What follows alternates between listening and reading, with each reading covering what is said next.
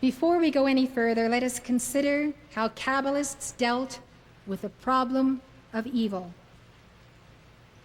You are going to find this one of the most amazing teachings on how did evil begin that you have ever heard anywhere in any teaching. Kabbalists were well aware of evil forces. Both popular Judaism and rabbinic literature talked about demons and evil spirits. The rabbinic literature also talked about Satan and its counterpart in man, the, quote, evil urge in each individual that entices him to sin. Kabbalists wrote at length about fallen angels, demons, and forces of evil that collectively formed the, quote, other side. Yet one of the cardinal principles of Kabbalah is that everything ultimately has roots in Ein Sof. How then did Kabbalists account for the presence of evil in the universe? Listen well. There were different, often conflicting explanations. One of the most common was that evil emerged out of Gevurah, or Deen. More precisely, many Kabbalists saw judgment untempered by mercy as the root of evil. Now you see on the screen this triad formed by Hesed, Gevurah, and Tiferet. Hesed is the fourth sphira. Hesed, like Binah, does not easily translate into English. It is usually translated as love or mercy, but it can also be translated as grace or loving kindness. The fourth sphira is sometimes called Gedula, or greatness, instead of Hesed. Hesed is located in the center of the pillar that bears its name, the pillar of mercy. The fifth sphira is Gevurah. Gevurah means strength, severity, or power. This sphira is frequently called Deen, spelled D-I-N, meaning judgment or justice. Although some Kabbalists use the title Gevurah and others Deen, the fifth sphira combines the attributes of both. Gevurah is also located in the center of the pillar that bears its name, the pillar of judgment. Remember, the sphirot are the vessels. That may be a new name you haven't written down, vessels, or chalices that make up the tree of life. Kabbalists have used many synonyms for the sphirot, including lights, names, stages, crowns, mirrors, sources, and the inner faces of God. The inner faces of God. Rabbi Moses Luzzatto, an 18th century Kabbalist, thought of the sphirot as transformers that decreased the intensity of the light of Ein Sof. He wrote, "The 10 sphirot, emanations, act as veils." It's another name for sphirot, veils.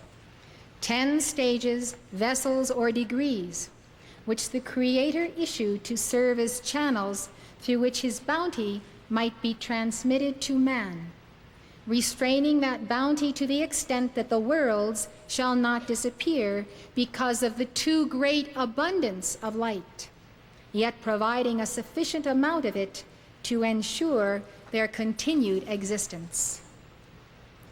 Hesed and Gevurah function as a complementary pair. They represent the extremes of mercy and love on the one hand and severity and judgment on the other. They balance and hold each other in check. Daniel Matt of the Center for Judaic Studies at the Graduate Theological Union says, Hesed and Gevurah are two sides of the divine personality, free-flowing love and strict judgment, grace and limitation. Ideally, a balance is achieved, symbolized by the central sphira, Tiferet. However, if judgment is not softened by love, Deen lashes out and threatens to destroy life. Hesed's tendency is to emanate and expand Ein Sof's essence without limit. Gevurah presents the opposite force, the power to limit God's goodness by limiting Hesed's expansion. According to Charles Ponce, Gevurah, the power of God, is the sphera of justice and control, capable of meting out punishment. Its nature is feminine, and it limits the abundance of mercy. Judgment tempers mercy, and mercy tempers judgment. By the same token, the severities of power are tempered by mercy, so the two exist in a state of equilibrium, of harmony.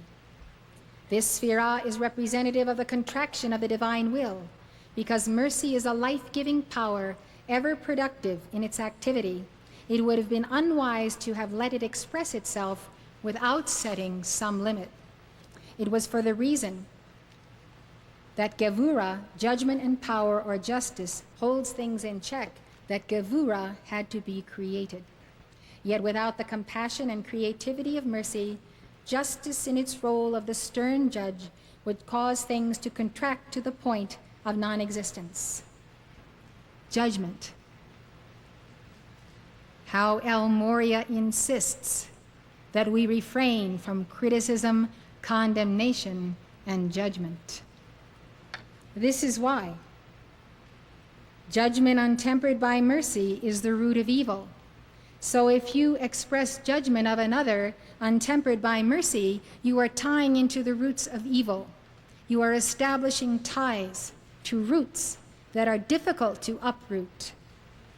According to Rabbi Green, the Zohar explained the origin of evil by means of a myth.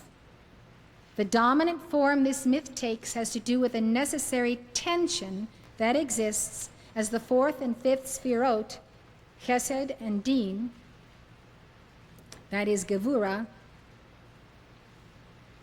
emerge from Binah. Deen, the force of divine rigor or judgment, resents being tied to Hesed, the unmitigated flow of love. In the very moment of its emanation, it broke forth from the spherotic system, saying in the words of the Zohar, "I shall rule." This is the statement of Gevurah, who is also called Deen, judgment. So you could say this is the original act of rebellion, when judgment says, "I want to be judgment and mete out judgment," without being forced to qualify that judgment with mercy. The measuring rod of the Sphirot used the power of Ein Sof to quickly force Deen back into line, but in that moment of escape, some portion of its power was released that could not be retrieved. That portion of Deen, now turned against God, began its own Sphirot emanation in mocking imitation of the divine world.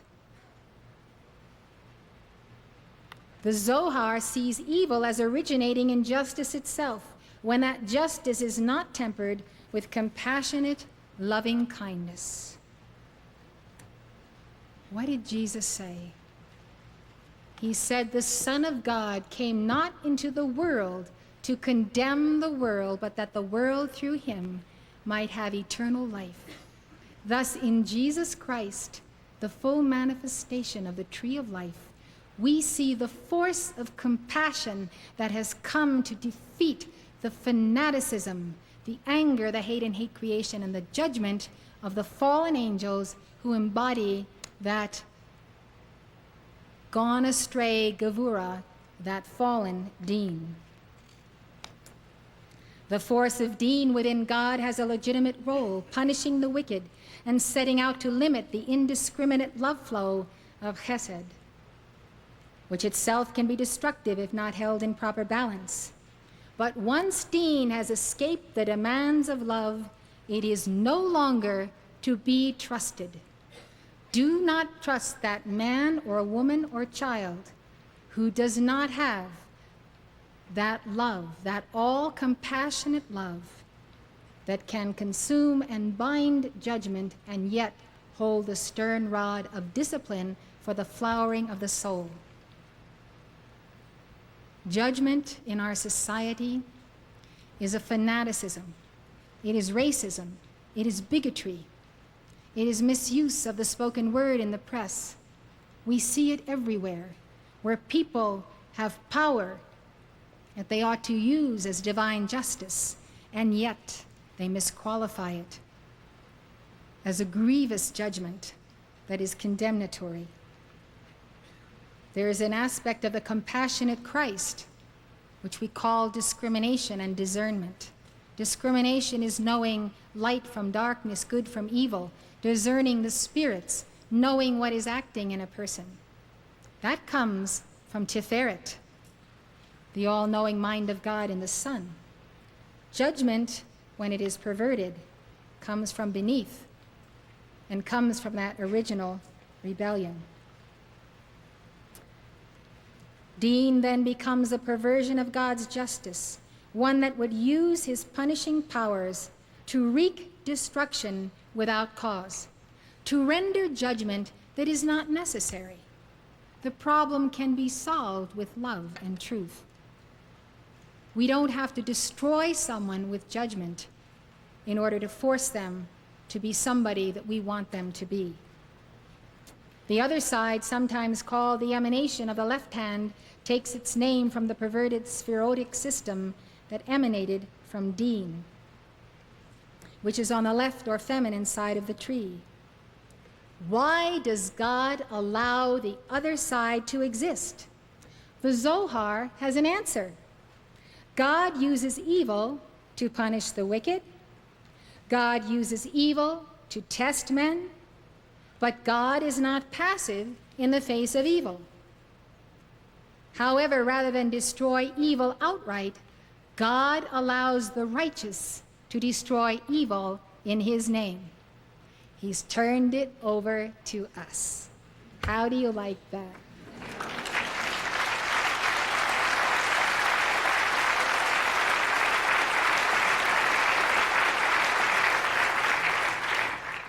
According to the Zohar, the other side has no power of its own.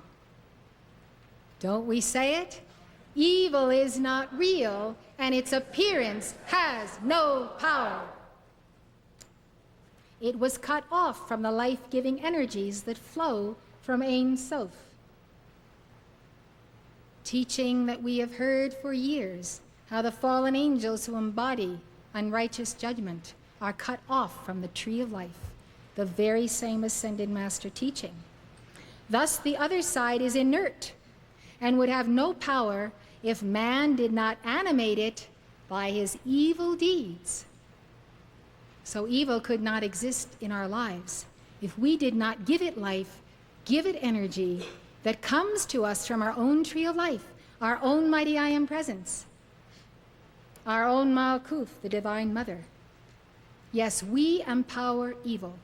It has no other source by which it is empowered except in our thoughts, feelings, words, and deeds, whereby it extracts from the very capillaries, the blood vessels of our tree of life, drop by drop, our energy.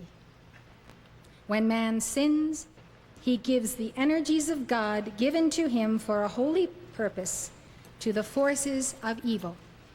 That is exactly what the Ascended Masters teach.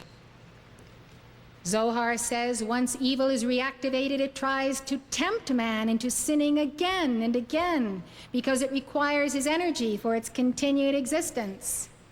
So it goes after you once it has a hook in you of this drug or that habit or that momentum and tries to make you reinforce it. The more you reinforce it, the more you're imprisoned by your actions, and the more it can siphon from you the energy of misqualification. Kabbalists recognize that man can protect himself from the other side. How? He does this by observing mitzvot, or commandments outlined in the Torah. But he must do this with a proper inner direction and concentration, in other words, with a profound spirituality. A rote performance of mitzvah is an empty act.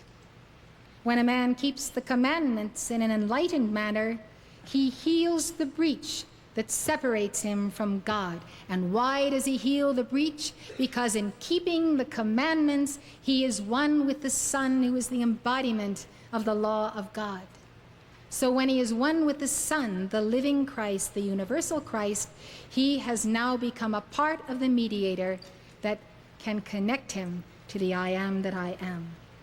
He is then able to defeat the evil urge, because the power of Christ, the Son of God, in him multiplies every act and thought and word and deed he takes in keeping with the commandments of God. He is then able to defeat the evil urge and attract angels to protect him from the demonic powers of the other side. An early Kabbalistic text called The Secret of the Tree of Knowledge said, "The righteous man who raises his pure and immaculate soul to the supernal holy soul unites with it and knows the future, and that is the meaning of the prophet and his path. For the evil urge has no power over him to separate him from the upper soul." This text warned that a man who walked the path of evil would cut himself off from the supernal holy soul, or the part of the soul that never separated from God. It said, "If a man walks in the path of evil, which is Satan, then he chops off and separates his soul from the supernal soul. Those who walk such a path are not worthy to have the crown, keter, of God's reign that animates everything beyond their heads, but they are worthy of death." The Zohar warned against practicing magic from the side of the left. In other words, blending your energies with Deen, or the fallen Gevurah, and using those energies to manipulate people and life. The Zohar said, "It is forbidden to a man to abandon any vessel of his house into the possession of the other side." What are the vessels of his house? His spiritual chakras, his physical organs, his 4 lower bodies. You must not surrender any part of yourself, your mind or your being, to the other side. For many emissaries are in wait to punish such an act, and from that time, blessings do not rest upon that man who has abandoned the vessels of his house to the other side. All the more if he assigns to the other side the most precious part of himself, for from that time he belongs to the other side. His soul is the prisoner of it, and when the time comes for the celestial form, which has been given to him to depart from this world, which Saint Germain has taught us is the deathless soul or body, the evil spirit to which he clung comes and takes it, and it is never again restored to him. This teaching is so profound. I asked El Moria of its accuracy. He says it is 95% accurate. It is parallel almost to the letter with the teachings of El Moria on evil.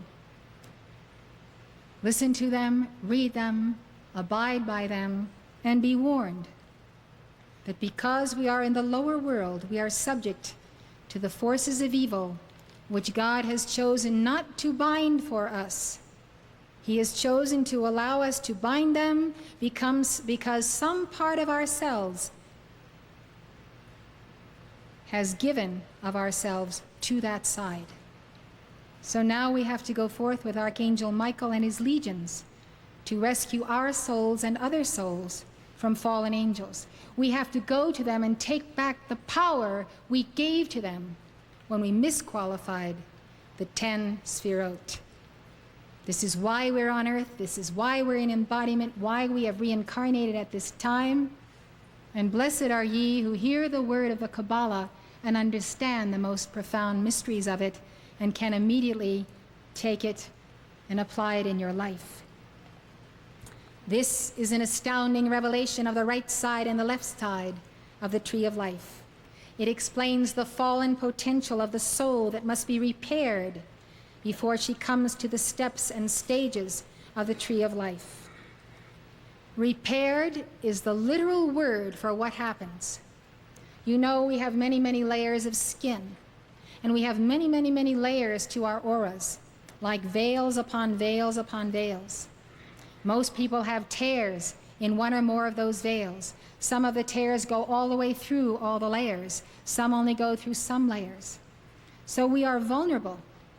We are vulnerable in this octave.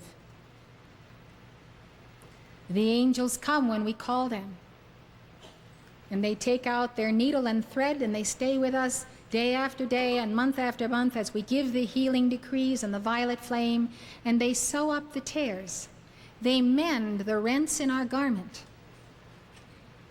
Be very respectful of angels who perform this task, and don't go out again and rend your garments by discord. You need to be whole. You need to have on the whole armor of God to deal with the adversary. Isaac Luria's concept of the origin of evil was based on the idea found in the Zohar, but it was more complex. Luria described in great detail 3 events in the life of God.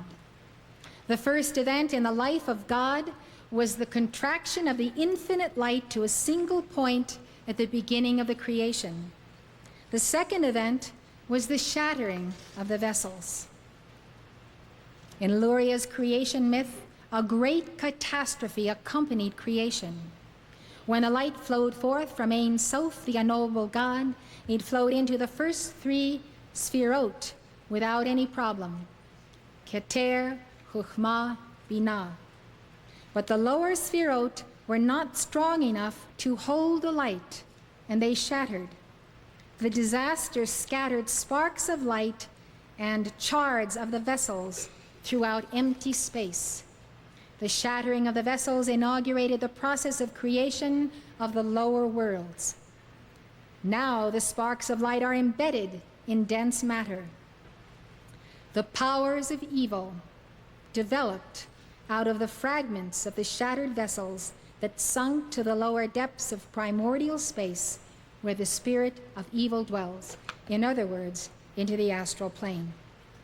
The sphirot were partially repaired after the catastrophe, but they must be repaired completely, and the sparks of light must be restored to their original level. This is the work, the mighty work of the ages, to restore and repair not only our own souls, but the sparks of light. You can think of it as taking a cosmic tweezer and pulling out little iron filings, little sparks and fragments embedded in matter. The third event is the process of restoration and repair, which is carried out by the Kabbalists. Pearl Epstein explains, according to Luria, the task of the Kabbalist in his private meditations now encompassed the universe.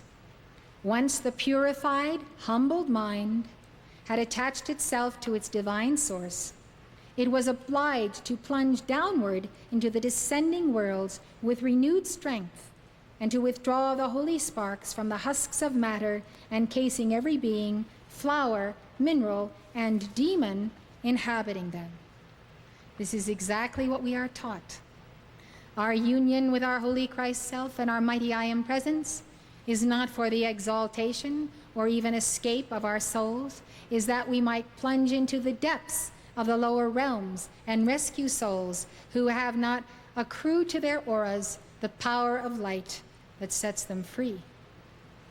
For this purpose, the Ari developed an entirely new system of concentration depicting his elaborate mental exercises in the form of kavanot over the letters and phrases of the daily prayers. Kavanot are contemplative symbols denoting specific visualizations.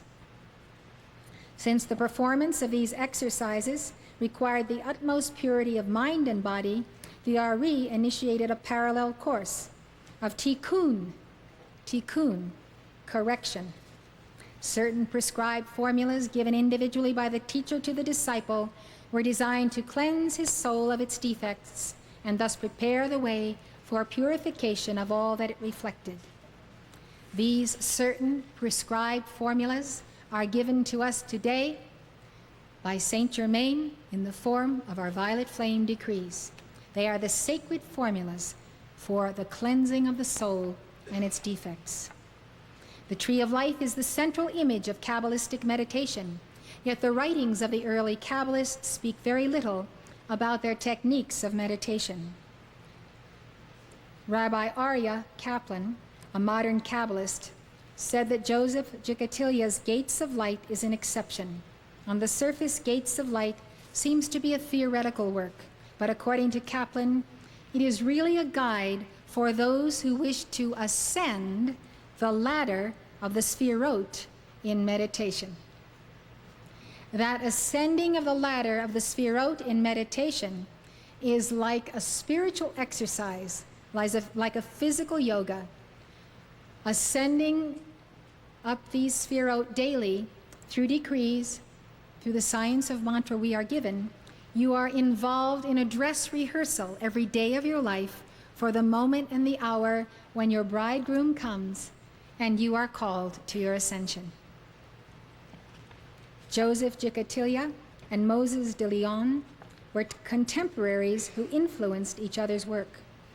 The Zohar also suggests rising through the Sefirot during meditation. But one had to begin with Shekinah. She is the gate. According to Daniel Matt, the Zohar's concept of the ascent goes like this.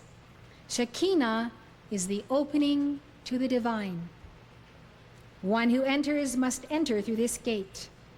Once inside, one finds that the Sefirot are no longer an abstract theological system. They become a map of consciousness, a map of consciousness. The mystic climbs and probes, discovering dimensions of being. Spiritual and psychological wholeness is achieved by meditating on the qualities of each Sefirah. One imitates and integrates the attributes of God. The path is not easy. Divine will can be harsh. Abraham was commanded to sacrifice Isaac in order to balance love with rigor. From the other side, demonic forces threaten and seduce. Contemplatively and psychologically, evil must be encountered, not evaded. Meet it head on, challenge it, and dispense with it. You must never be a coward and turn your head away from a scene which requires the rooting out of evil and the bringing forth of the Christ. By knowing and withstanding the dark underside of wisdom, Abraham was refined. Near the top of the Sefirot ladder, meditation reaches Binah. She is called Teshuvah, return. The ego returns to the womb of being. Binah cannot be held in thought. She is called Hu. Who is that? An intuitive flash illuminating and disappearing as sunbeams play on the surface of water. In the depths of Binah lies Chokhmah. Chokhmah, wisdom. The mystic is nourished from this sphere. It is so profound and primal that it cannot be known consciously. It can only be absorbed. Isaac the Blind, one of the earliest Kabbalists, says, "No creature can contemplate the wondrous paths of wisdom except one who sucks from it." This is meditation through sucking, not through knowing. As the babe as at the mother's breast, so we assimilate wisdom. Beyond Chokhmah is the nothingness of Keter, the annihilation of thought. Isn't it a wonderful moment in the day when you lay your head upon your pillow and thought can cease? It is a wonderful moment because in that moment when you let go of the thinking man, you transcend it and you go to the higher octaves. In this ultimate Sefirah, human consciousness expands, dissolves into infinity. Expands, dissolves into infinity. Kabbalists ascended the ladder of the Sefirot in meditation. starting with Shekinah, Malchut, the lowest Sphira, and working their way up to Keter, the highest Sphira, as follows. First, Shekinah, Malchut, kingdom. Then Yesod, foundation. Then Hod, majesty. Netzah, triumph. Tiferet, beauty. Gevurah, power. Chesed, love. Binah, understanding. Chokhmah, wisdom. Keter, crown. Kabbalists, with their tree of life and its 10 sphirot, had to defend themselves against the charge of advocating a dualism bordering on polytheism. Kabbalists insisted that Ein Sof and the sphirot formed a unity, like a flame joined to a coal. They also claimed that if Ein Sof did not constantly keep his attention on the sphirot, they would cease to exist. Therefore, they were not independent, but dependent, and there was only one God. Hear, O Yisrael, the Lord our God is one Lord. Moses Luzzatto wrote, all the sphirot are nothing but the light of the infinite himself. There is no difference between him and the sphirot. He is the cause, they are the effect. The expression, he clothes them, means that his will perpetually animates the sphirot, for thereby he maintains them as channels through which he controls and governs the world. As we embody the sphirot, then through us, God controls and governs the world. There is one addition to the 10 sphirot. It is called Daat. Daat, knowledge. Daat is located on the central column of the tree, below Chokhmah, wisdom, and Binah, understanding, and above Tiferet, beauty. Daat. Daat is a quasi-sphira. It is sometimes described as a secret or hidden attribute. Arya Kaplan said that Daat is merely the point of confluence between wisdom and understanding. Of course, that makes sense. Wisdom and understanding should beget knowledge. In many ways, however, it behaves as a sphira, thus it is often included among them. Gershom Scholem said that Daat harmonizes Chokhmah and Binah, but the Kabbalists did not consider it to be a separate sphira. Instead, Kabbalists thought of Daat as the external aspect of Keter. At least one tradition holds that Daat was the source of miraculous powers. According to Pearl Epstein, some disciples of the great mystic Rabbi Isaac Luria claimed to fly through the air by drawing down the light of a secret attribute called Daat. So if you want to fly through the air, recite the name Daat. The tree of life is only one of many possible configurations of the sphirot. The sphirot also appear in the form of primordial man, Adam Kadmon. If you didn't get it, it's Adam Kadmon. Adam Kadmon. There were a number of conceptions of primordial man. Gershom Scholem pointed out that Kabbalists thought of Adam Kadmon as the concealed shape of the Godhead itself. In that concept, you could say that the Adam Kadmon was the image and likeness of God in which we are made. In the Zohar and other early Kabbalistic works, the sphirot formed the body of primordial man. According to the Zohar, the three highest sphirot form Adam Kadmon's head. That's Keter, Chokhmah, Binah. Hesed, the fourth sphira, is the right arm. Gevurah, the fifth sphira, is the left arm. Tiferet, the sixth sphira, forms the trunk of the body. Netzah and Hod, the seventh and eighth, form the right and left legs. Yesod, the ninth sphira, forms the male sexual organs. Adam Kadmon is androgynous. The first 9 sphirot form the male half of being. Malchut is the female half. In the 16th century, Rabbi Isaac Luria described primordial Adam as a series of concentric spheres formed by the sphirot. Rabbi Chaim Vital Rabbi Luria's closest disciple, recorded this teaching on Adam Kadmon. Ein Sof emits a line or ray of light that is refracted into a sphere by the vacuum of space. This first concentric sphere, which adheres closely to Ein Sof, is called Keter of primordial man.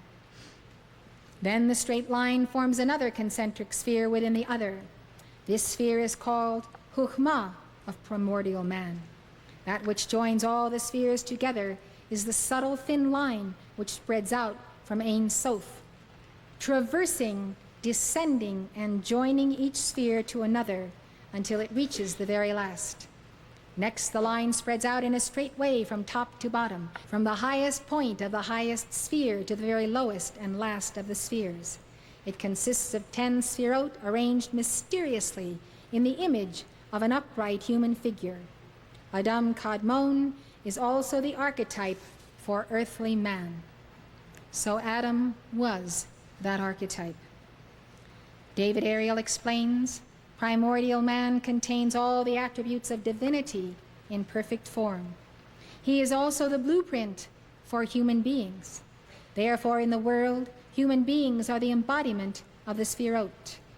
Every human being is a divine microcosm.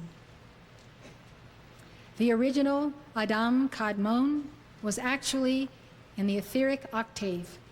It was the divine and the inner blueprint out of which a certain level of sons and daughters of God were intended to be created, because a certain group of sons and daughters of God, namely ourselves, had to descend from the etheric to lower and lower levels. And therefore, the etheric body contained the matrix of what the perfected physical would be. We are not manifesting today in our physical bodies the original blueprint of this Adam Kadmon. And so it was not intended that we should have to descend lower than the etheric level, but we did do so, and therefore our bodies have strayed from the original matrix. That matrix is there, and you can call upon it to outpicture it. The Sphirot have their counterpart in the 7 chakras that are dispersed along the spine. Hurl Epstein, author of Kabbalah, The Way of the Jewish Mystic, says that the Kabbalists related the Sphirot to the chakras. Although they did not use the term chakra, they used their knowledge of these spheres of energy to enhance their meditation. Another way of meditating on the all-important body centers was to visualize the spinal column as a palm branch, the lulav, and the heart as a citron, the atrag. These are ritual objects used during the Feast of Tabernacles at the harvest season. Regarding his body as the tabernacle containing the divine spirit, know ye not that ye are the temple of the living God? The Kabbalist meditated on the fragrant-smelling citron, visualizing it at his heart's core. The single pillar extending from heaven to earth, which led the Israelites to the wilderness, became synonymous in his mind with the lulav, the palm branch. He visualized this as his spine. There are various systems for assigning the Sphirot to the chakras. The system proposed by Rabbi Yonason Gershom is correct. Keter, crown, corresponds to the crown chakra. Chokhmah and Binah, wisdom and understanding, correlate to the third eye. Hesed, mercy, and Gevurah, judgment, form the throat chakra. Thus, it is through the throat chakra that we give mercy and judgment by our words. Tiferet, beauty, is the heart chakra. Netzah, triumph, and Hod, endurance, form the solar plexus chakra. Yesod, foundation, is the seat of the soul chakra, and Malchut, kingdom, the feminine of God, is the base of the spine chakra. Now let us consider how the Kabbalists understood the soul. This is most interesting. We have never had this particular understanding of the soul given to us. The Zohar said the soul had 3 parts: nefesh, was the vital spirit, ruach, the intellectual spirit, and neshama, the spiritual soul. So it's like you visualize this soul and it has three planes to it: vital spirit, intellectual spirit, spiritual soul. The Zohar also describes the neshama as the holy soul, a spark of binah, the divine intellect. The Zohar explained the function of the three parts of the soul and how Abraham attained the highest level of the soul. It said, soul, nefesh, is the lowest stirring. It supports and feeds the body and is closely connected with it.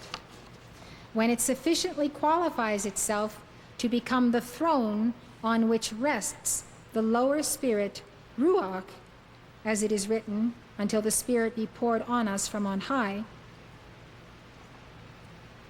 When both have prepared themselves sufficiently, they are qualified to receive the higher spirit, neshama, to which the lower spirit, ruach, becomes a throne, and which is undiscoverable, supreme over all. Thus there is throne resting on throne, and a throne for the highest. Levels of degrees of the consciousness of the soul. From observing these grades of the soul, one obtains an insight into the higher wisdom, and it is wholly through wisdom that in this way certain mysteries are connected together. For nefesh is the lowest stirring in which the body cleaves, almost the depths of the subconscious. It is like the dark light at the bottom of the candle flame, which clings to the wick and exists only through it. When fully kindled, it becomes a throne for the white light above it. When both are fully kindled, the white light becomes a throne for the light which cannot be fully discerned. It is the light of the candle that is no longer physical. It is an unknown something resting on that white light, and so there is formed a complete light. The Zohar seems to be saying wherever there is a fire, you don't see all the fire because some of it is spiritual.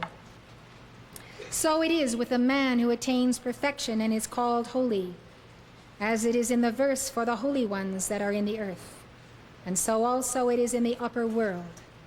Hence at the time when Abram entered the land, God appeared to him, and Abraham received there a nefesh, and built an altar to the corresponding grade of divinity, to the corresponding sphera. Then he journeyed to the south, receiving a ruach. Finally, he rose to the height of cleaving to God through the medium of the neshama, whereupon he built an altar to the Lord, indicating the most recondite grade corresponding to the neshama. That is the most profound grade. He then found that it was requisite for him to test himself and endow himself with grades. So Abraham went down to Egypt. There he preserved himself from being seduced by those bright essences, and after testing himself, he returned to his place. He went up from Egypt literally, strengthened and confirmed in faith, and reached the highest grade of faith. Going up from Egypt means rising from the lower sphirot to the higher. Thenceforth Abram was acquainted with the higher wisdom and clung to God, and Abraham became the right hand of the world. Isn't that an amazing statement? Here is another passage on the soul from Zohar that I'd like to share with you. This applies to every one of you and to something you do every single day. When a man lies down in bed, his vital spirit, nefesh, leaves him and begins to mount on high, leaving with the body only the impression of a receptacle which contains the heartbeat.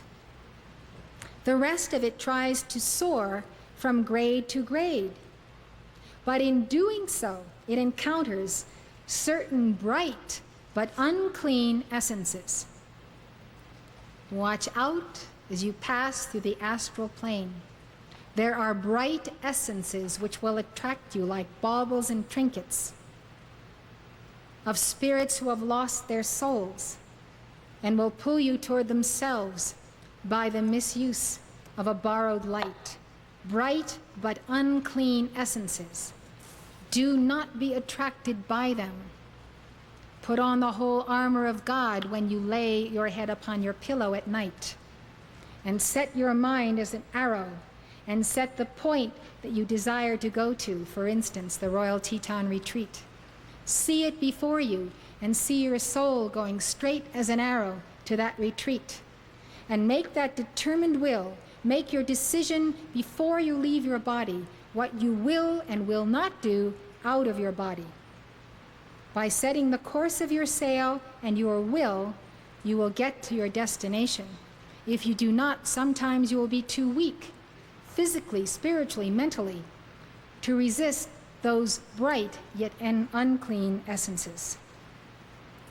If the soul is pure and has not defiled itself by day, it will rise above these unclean essences. But if not, it will become defiled among them. It will cleave to them, and it will not rise any further. There they show her certain things which are going to happen in the near future, and sometimes they delude the soul and show her false things. Thus she goes about the whole night until the man wakes up, when she returns to her place. Note that the Zohar, in line with Catholicism, refers to the soul as a she, the feminine potential to realize the masculine trinity. Happy are the righteous to whom God reveals his secrets in dreams, so that they may be on their guard against sin. Whatever you bring back from the astral plane and the bright and unclean essences is not reliable and is not a revelation from God. You need to learn to know the difference. This doesn't happen to be an organization of dreamers interpreting dreams, because we have the direct communication of God through our Holy Christ self. Woe to the sinners who defile their bodies and their souls. As for those who have not defiled themselves during the day, when they fall asleep at night, their souls begin to ascend and first enter those grades which we have mentioned, but they do not cleave to them and continue to mount further. Keep on climbing. Climb the highest mountain of your dreams. The soul which is privileged thus to rise finally appears before the gate of the celestial palace, and yearns with all its might to behold the beauty of the King and to visit his sanctuary. According to Gershom Scholem, Kabbalists unanimously agreed that Devakut was the ultimate goal on the spiritual path. But there is disagreement among scholars whether Devakut led to union with God. Moshe Idel, one of the leading contemporary experts on Kabbalah, noted that time and again, Gershom Scholem stressed that a total union with the divine is absent in Jewish texts. Idel cited the following passage from Scholem's famous work, Major Trends in Jewish Mysticism. Quote, "It is only in extremely rare cases that ecstasy signifies actual union with God, in which the human individuality abandons itself to the rapture of complete submersion in the divine stream. Even in this ecstatic frame of mind, the Jewish mystic almost invariably retains a sense of the distance between the Creator and his creature." Now, I disagree with that statement by Gershom Scholem, and so does Idel.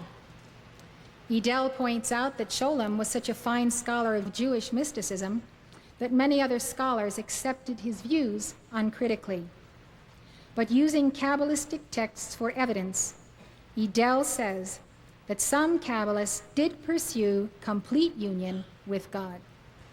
Isaac of Acre, a 14th century Kabbalist, wrote, "This rational soul will cleave to Ein Sof and will become total and universal after she had been individual. This is due to her experience in the palace while she was yet imprisoned in it, but she will become universal, because of the nature of her real source. Because you have a nature of a source that is the I am that I am, and you cleave to it, you will become universal. In another text, Isaac uses a variation of the drop in the ocean metaphor. The soul will cleave to the divine intellect, and it will cleave to her. Draw nigh to me, and I will draw nigh to you. And she and the intellect will become one entity, as if somebody pours out a jug of water into a running well, that all becomes one. And this is the secret meaning of the phrase, a fire devouring fire, an all-consuming fire that consumes all other fires. One of the disciples of Abraham, Abu Lafia, a 13th century Kabbalist, wrote the following text. In it, the letter Yud stands for a man seeking union with God. It said, he is the Yud in this world who has received the power from the All, and he comprises the All. He is like the Yud in the realm of the Sefirot. The man who seeks union with God and establishes that devotion becomes the Yud of the Yud He Vav He, the I of the I am that I am in this world. In other words, you can be God in action. Understand, therefore, that there is no discernible difference between this Yud and that Yud, but a very fine one from the aspect of spirituality. And this is the secret of the verse, and cleave unto him. Put your arms around your mighty I am presence. Hold to your mighty I am presence. Cling to the feet of your mighty I am presence. Cling to the law, the truth, the love, the teaching. Cleave. It is the cleaving of Yud to Yud, the God in you below to the God in you above, in order to complete the circle. When you look at the chart of the I am presence, draw a circle around it, and then realize that that circle has inside of it a figure eight flow. And at the nexus of the figure eight is the Son of God, Tiferet. And through Tiferet, you are the Yud below, as God is the Yud above. In a note explaining this passage, Moshe Idel wrote, each of the two Yuds are explicitly defined as halves of the circle. The circle is completed by the ascension of the lower man and his turning into the higher man. What could be a simpler expression of the path and teachings of the ascended masters? This higher man is the one who sits on the throne and shall be called the Lord our righteousness. Let us now return to Ezekiel's vision and to the tree of life superimposed over the chart of your divine self. As you recall, Ezekiel had a vision of the likeness of a man, surrounded by the appearance of fire that looked like a rainbow. This was the appearance of the likeness of the glory of the Lord, Yud He Vav He. Ezekiel's vision was nothing less than that of his own mighty I am presence, surrounded by the causal body of concentric spheres of the Sefirot. This presence of the I am that I am correlates with Keter. Tiferet correlates to the Holy Christ self. Malchut correlates to the lower figure in the chart. In this case, in his vision, Ezekiel saw the 7 heavens above him, the 7 spheres of his causal body. He saw Tiferet. He saw I am that I am. And that which he saw, he became. Will you do it? Yes.